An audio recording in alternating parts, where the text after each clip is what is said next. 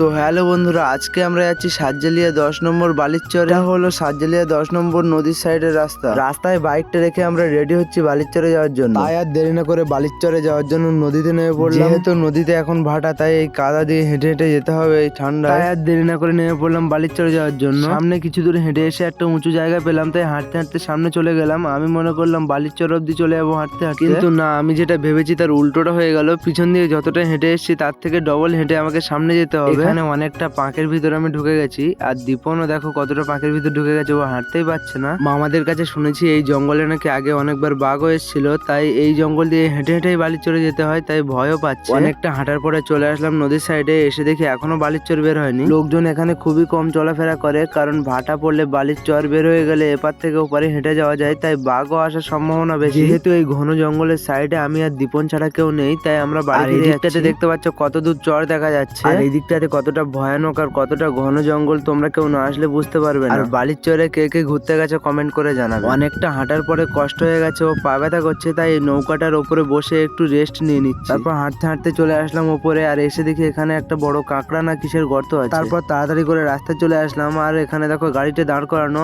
আর আমাদের পায়ে দেখো কতটা করে কাদা লেগে আছে। তাই আর দেরি না করে সামনে খাল থেকে দীপন আর আমি পা ধুয়ে নিলাম। পা ধুয়ে বাইক ঘুরিয়ে এবার বাড়িতে চলে যাচ্ছি। আজকের ভিডিও এই পর্যন্ত। ভালো লাগলে লাইক, কমেন্ট, শেয়ার, সাবস্ক্রাইব করে দেবে। ভিডিওটা শেষ পর্যন্ত দেখার জন্য ধন্যবাদ।